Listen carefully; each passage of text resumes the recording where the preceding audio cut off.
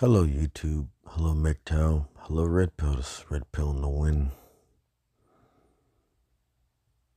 And this is for the ladies. I'm going to go in depth as possible, to why Western women, and in some cases, foreign women, are saying this pretty much all around the world. Where are all the good men?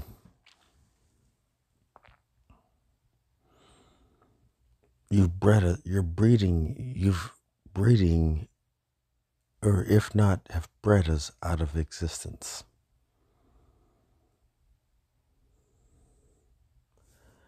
You have bred us out of existence. Now, I'm explaining to you how you have bred decent men out of existence. If you have multiple kids by multiple baby daddies, by one or more baby daddies that you're not with, you have pretty much bred us out of existence. By breeding with one or more baby daddies, you have ensured that, excuse me, that was somebody in a suit. You kind of don't deserve that. You kind of don't deserve that. But that glimpse right there, even that, you don't deserve it. You bred them out of existence by getting knocked up by these star boys, these boys that you won't flat back. The boys that you'll actually, by these illegitimate child makers, you literally will put all of the work in for these no good individuals, and somebody who you're settling with, you'll just flat back it and pretty much you'll flat back it and pretty much wait till it's over. You won't even put in the work.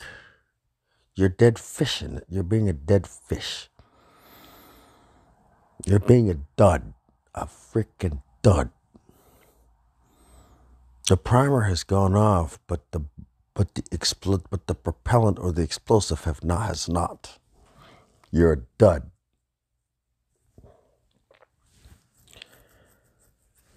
Just basically flat back and wait for it to end.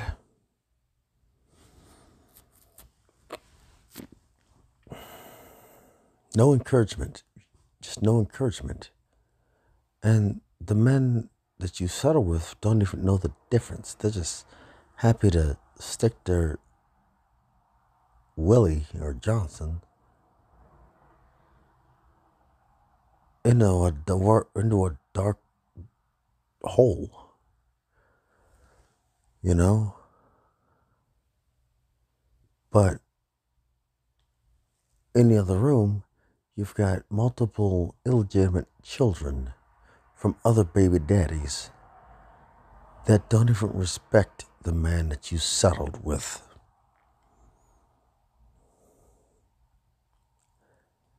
If you have a son with that man that you settled with your little illegitimate children, your son, they're not gonna respect the baby daddy or his child. They're gonna dogpile him. And he is going to be seen as the bad guy along with his father. So in short, you have basically created a cycle that is self-sustaining. For every decent man, there is one man. For every decent man, there's at least 5 or more dudes that are not worth a darn, that have already passed on their seed and continued the cycle. For every decent man, for every 5 dudes, there's a decent man who is never going to pass on their seed to the next generation because what's out there. Honestly, to be honest with you, we've got a man in MGTOW that is still a virgin at the age of 40, almost 50. We have other men that are like 60, 70, 80, and have never been with a woman. I want you to let that sink in. We have men that have never had children, but have basically pumped and dumped, but have never had children. I want you to let that sink in for a bit. Let that rattle around in your head. Hold on. I want you to let that sink in. So, in reality, you are breeding decent men out of existence. Nobody but you. You have caused a lot of men to just basically accept the fate of not passing on their seed, not passing on life to you. I could tell you this much. A lot of bloodlines are going to end at the end of this. At the end of this, a lot of bloodlines are going to end. A lot of children, a lot of bloodlines are going to end. Because there's going to be no men that are willing to, settle down. No decent men. And the ones that have settled down and had a child, later on, that child's just going to be mentally scarred that they're going to end up being taken in by,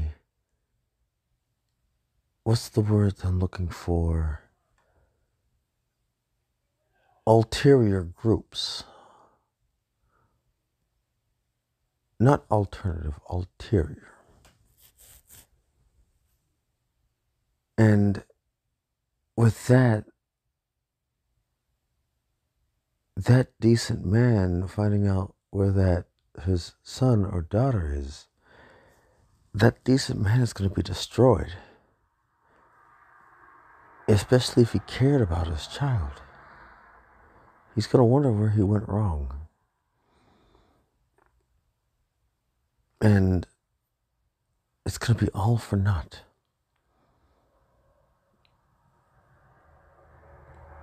And that's not even the beginning.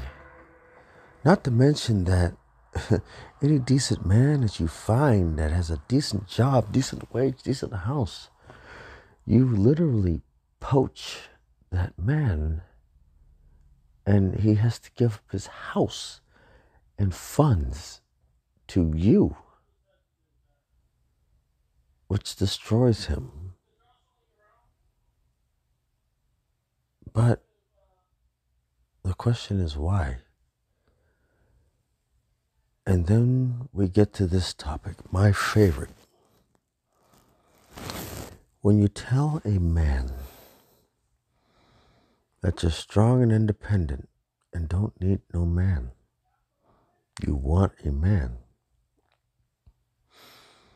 I'm going to tell you an understanding between wants and need.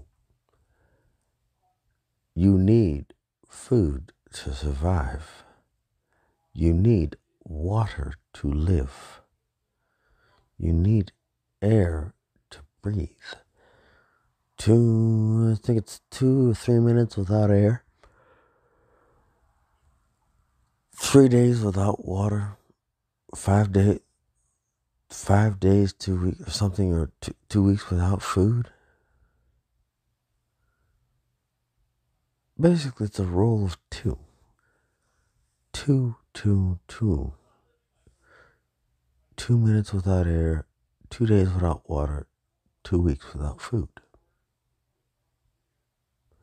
You need air, water, and food to live.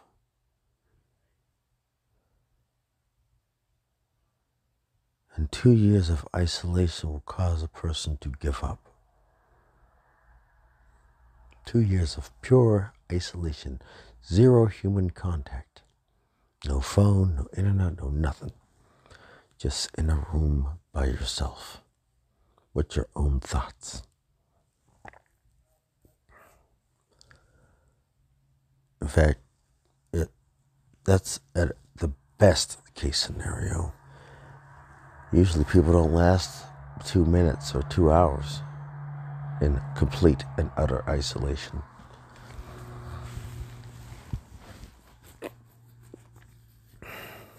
Now,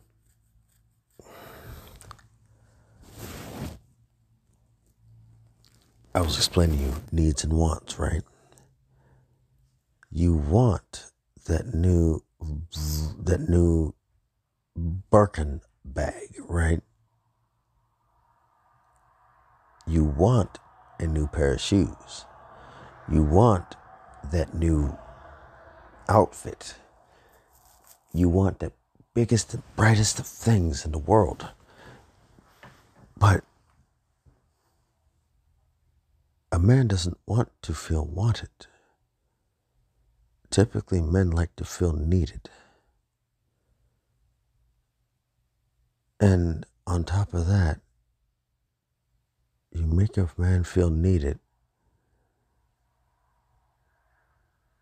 that man will go above and beyond for you. And when you make him feel wanted, that man will not do, a man whose weight is worth his weight in salt will not do everything for you. Do some things because he knows that he can be replaced. He doesn't even try because he knows he can be replaced at a drop of a hat. That's the difference between want and need. And a lot of you ladies break a lot of decent men and destroy a lot of decent men to where they understand that they're just objects. It's funny. It's funny that you say that women are not objects, but not only you objectify yourself, you turn men into objects as well.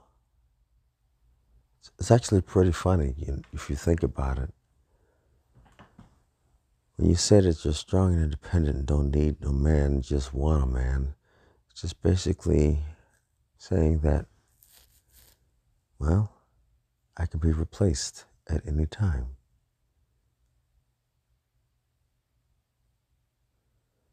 And the damage that you do to not only yourself, but to men, especially if they begin to accept the fact that they're just going to be wanted and be replaced. Now, to the ladies that actually put in the work, that actually do what they can to heal the damage that is left behind by other women, hats off to you. Hats off to you that actually genuinely try to repair damage that you didn't even cause, that is hidden, below, behind a shell. If you manage to heal that man or let that man heal, that man, and you don't make him feel guilty for letting himself feel vulnerable, hats off to you, because there are not many of you left. There are not many of you left. Now, we're going to talk about the wants and needs. When you want that man, his paternal instincts are, there's different stages to his paternal instincts. You can turn a brute if you basically take the time to heal that man. You'll turn a freaking brute into a gardener of rare, fragile plants.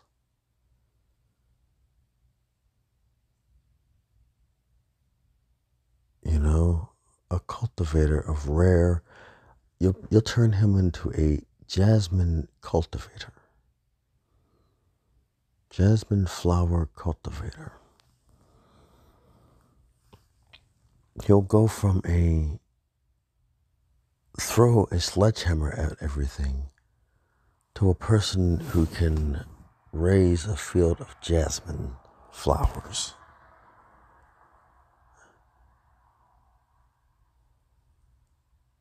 That right there is what you make capable. You're effectively taking a Doberman and making it loyal, having it be loyal to only you. Since y'all all say that all men are dogs,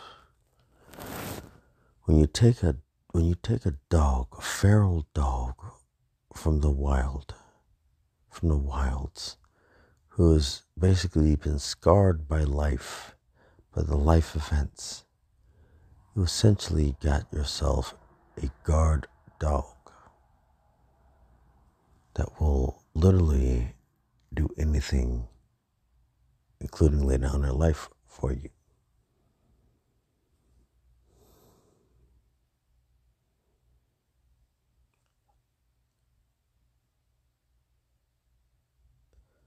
The damage that has been left by a lot of these women may scar these men for life. It's probably going to scar these men for life. But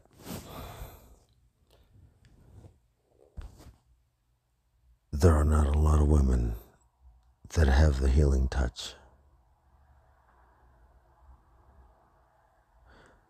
And I'm going to tell you this, ladies. If you manage to gain his trust, don't break it. Because you may be the last time that he ever shows any vulnerability to ever again. You create the men that are going to breathe decent men out of existence. You create them. This is Red Pill in the Wind. I hope you enjoyed this segment. Signing off.